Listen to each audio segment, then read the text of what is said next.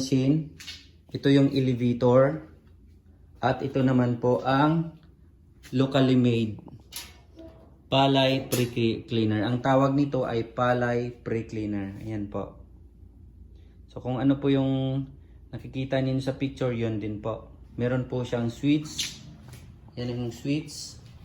Meron siyang electric motor at blower.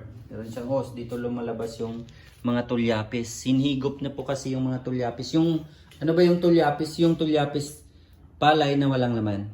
Okay? Gusto ko sanang mag-demo ulit eh. Kaya lang nakapag-demo na kanina yung client. Meron naman po akong video. So, ito po yung palay na tinitest namin kanina.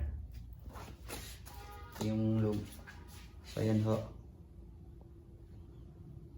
Ang machine natin na palay cleaner, meron siyang belt dito.